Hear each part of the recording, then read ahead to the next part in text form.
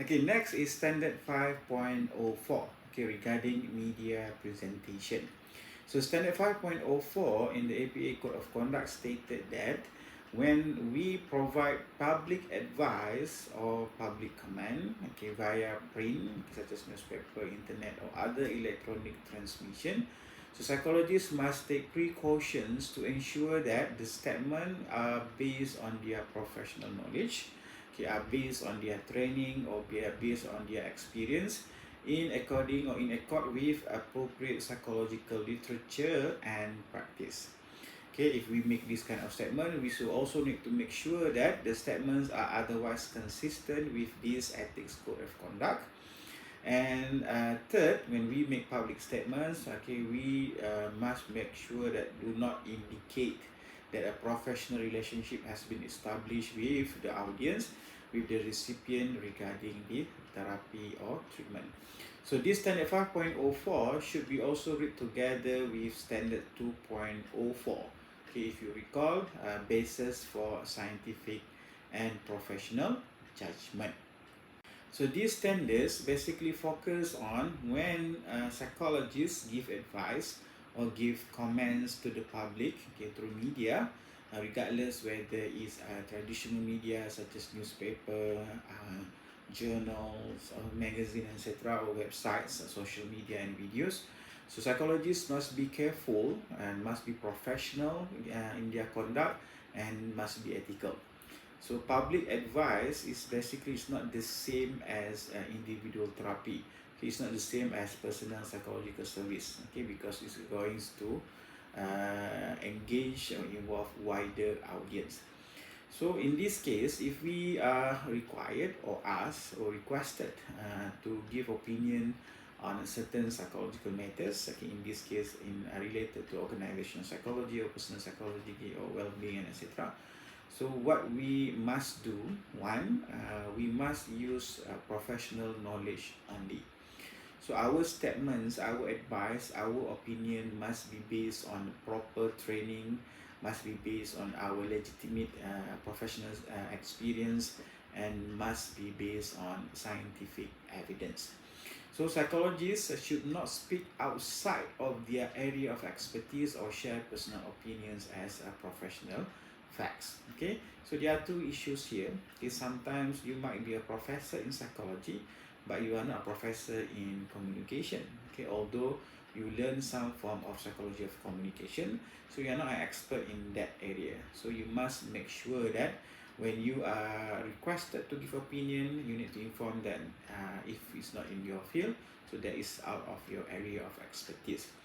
And secondly, you must not confuse or mix between your personal preferences, your opinion, which is based on your own belief or your own perceptions, with the facts, okay, the knowledge, the principle that you've learned from a scientific basis. Okay, sometimes if people ask, for example, your political orientation or certain action by political figure, so you must avoid giving your personal opinion. Okay, it must be about your professional opinion. And secondly, if we are required to give a public statements, okay, sometimes anything issues regarding IO psychology, for examples, we must follow our code of ethics and conduct. So all our media commitments must be consistent with ethical principles. Okay, these principles including honesty, responsibility, respect for others, confidentiality, minimize harm, and etc. So all of this is basically the responsibility for us. Okay, including avoiding exaggeration, like I mentioned just now, minimizing or avoiding harm, and avoid misuse of psychological concepts. Sometimes I can see that people are so eager, for example, in the area where they are very emotionally in charge, okay, in the case like Islamic psychology, for examples, so try to establish some things which in line with their beliefs, so they portray their opinion as if it's a model, tested model based on scientific and evidence, etc. And another aspect that we must do if people require us to give public opinions, we must avoid creating a professional relationships. Okay, like what is mentioned in these standards, do not indicate that a professional relationship has been established. What does this mean? This means that psychologists must not suggest to our audience, to our listeners, to our viewers, that we are at that time providing therapy, okay, providing diagnosis or personal treatments to the audience. Okay, because this public opinion is for the media advice should always be general and not individualized. Okay, in this case, what we must avoid, okay, we must avoid giving specific treatment advice to individuals, okay, especially if it's online, okay, so that people don't misunderstood it. Okay, we must avoid making our audience, our listeners believe that they are basically our client at that particular time. I've seen some online clips where they mentions, okay, some kind of therapy online, okay, healing online, but in fact it's only a public speech or public advice. And then we also must avoid presenting unscientific, untested, unsupported claims as psychological principle, theory, or findings. So this standard is very important. Okay, standard 5.04. This standard is very important because uh, our opinion, people will always tie it to our profession, and when it's circulated in the media, especially the mass media, so these messages, this information will reach to wider audience, okay, to a lot of people. So when this reach a wider audience, there will be minimum level of control. Okay, so by having these standards, so this standard protects the public from misunderstanding, protect the public from false expectations, and protect them from unintended harm. Okay, so this protection while maintaining trust in our profession, okay, trust in psychology as a science and as a professional service. Okay, standard 5.05, testimonials.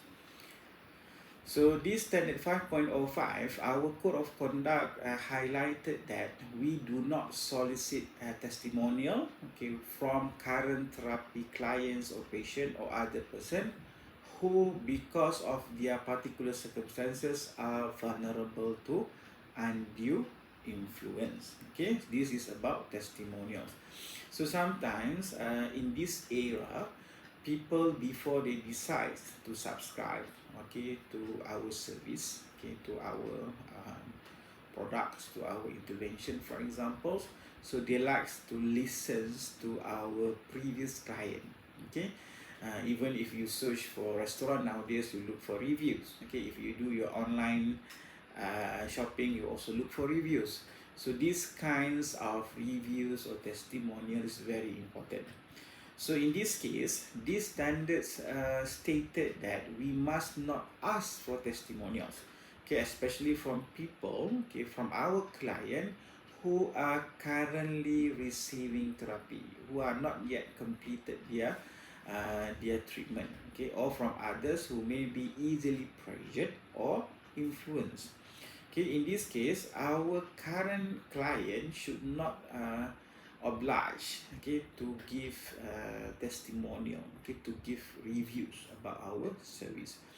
So in this case, what we should not do, we should not ask our current clients, our current patients to write reviews, to give endorsements or success stories or testimonial about our service. Okay, this is unethical. So asking for testimonial from people who depend on us, okay, on our service, or feel obligated, okay, to give a positive review, okay, client in crisis, students, for example, organizations who really in need of our service, who are currently in turmoil and require our guidance. So asking these kinds of testimonials is unethical. Okay, why asking testimonial in this kind of scenario is unethical? Because one, our client might feel pressure or obliged to agree. Okay, even sometimes if they actually don't want to give testimonial, they don't feel comfortable, but they will still feel obliged. Okay, they still feel that they are pressured. Sometimes it's a perceived pressure rather than a real pressure. So in this case, if we ask them to give testimonial, to give reviews about our service, okay, our clients might believe giving a testimonial will affect their treatment, will affect our commitments towards our service and our intervention. So in this case, it's not appropriate. So testimonial in this scenario can exploit trust, okay, between us and our client, and may manipulate, okay, the vulnerability status or situation at that particular time. So because there are gap between the power imbalances between service provider and the clients, so the consent, sometimes we ask for consent, sometimes we ask for the agreement, it might not really be voluntary. Okay, they are basically pressured or forced to give the testimonials. So in this case, when we ask for testimonial, okay, they are specificity or details of what we can be considered as vulnerable, okay, especially our vulnerable client. So in this case, current therapy clients is always vulnerable group of people. Um, Even in our context, in our psychology context, if they are undergoing employee assistance program on mental health, for examples, so if they are under emotional distress, job stress, burnout, trauma, anxiety, those kind of things, so they should also be asked to give testimonial, okay, because they are also considered as vulnerable group. At the same time, people who are dependent relationship with the psychologist, okay, for example, our family members, our people, our significant people who are depending on us, okay, friends of friends, for example, our students, our future clients or our future employees, okay, those kind of people who might be related, who might not be able to give their real consent, okay, may be obliged to fulfill our request.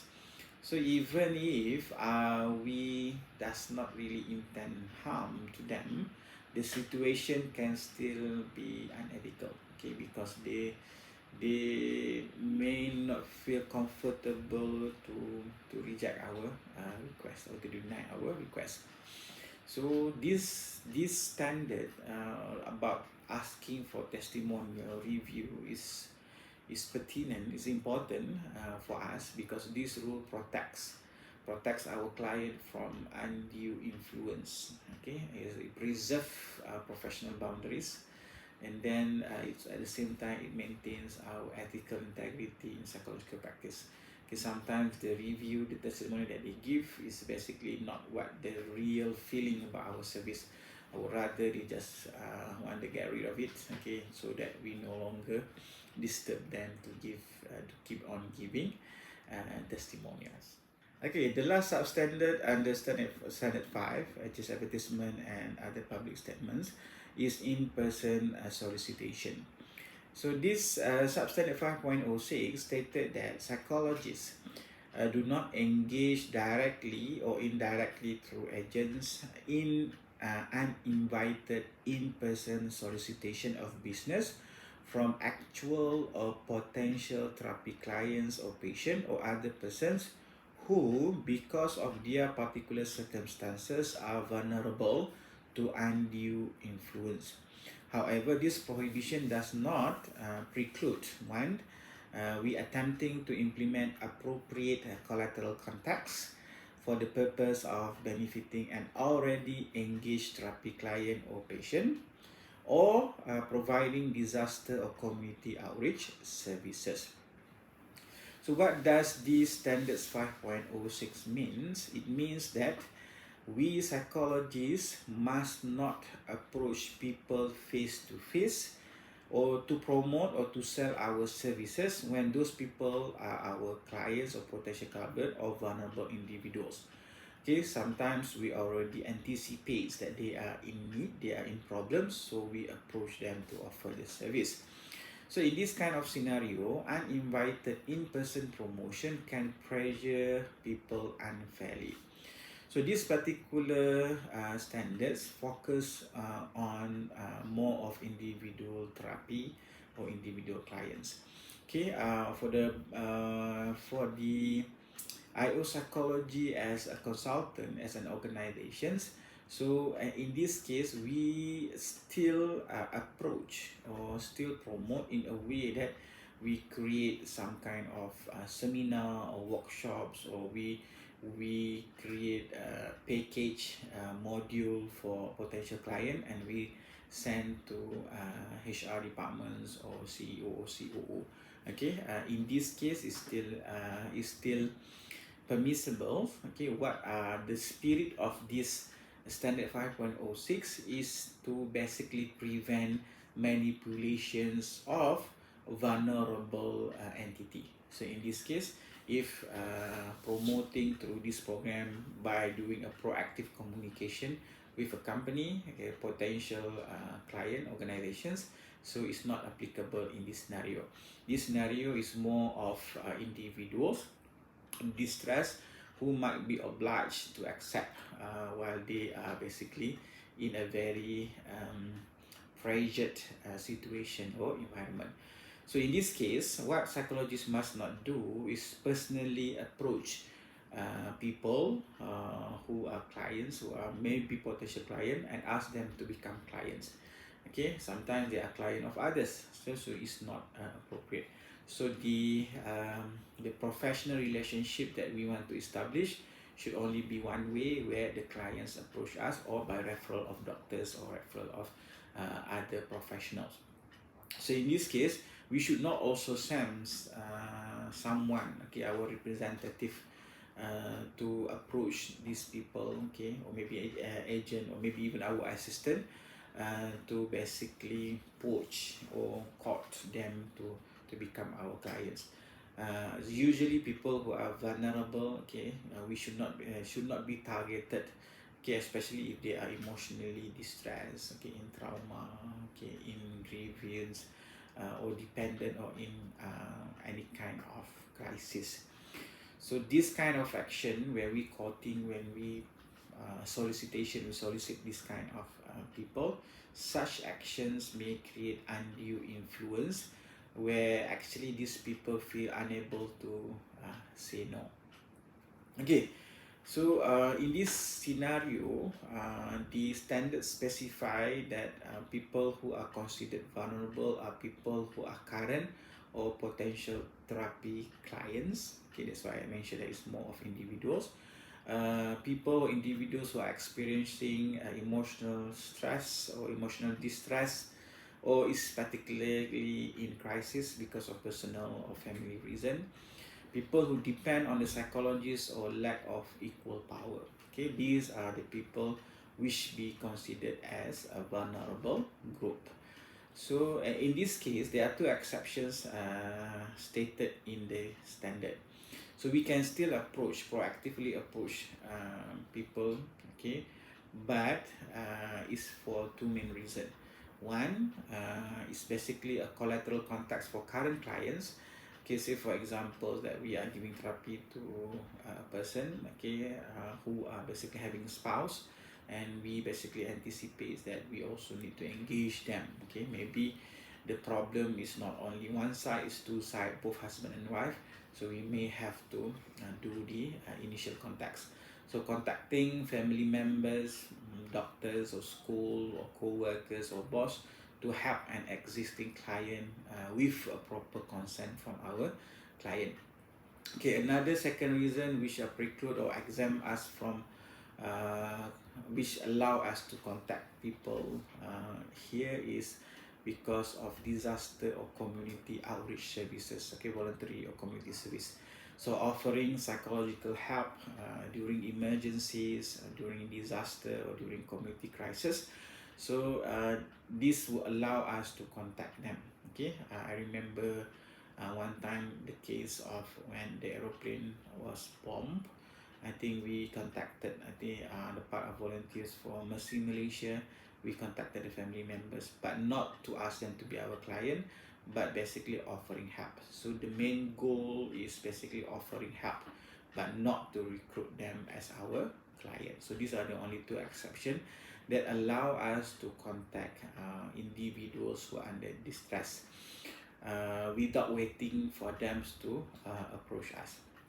So this particular standard is important in a way that this protect potential basically protect people from pressure, protect them from being exploited, exploitation, and protect them being forced or coercion, and they also maintain the professional boundaries and trust in our profession in psychology.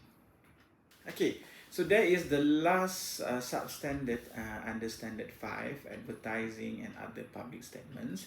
So in a nutshell, we have covered all 6 substandards: avoidance of false or deceptive statements, a statement by others, a description of workshops and non-degree granting educational programs.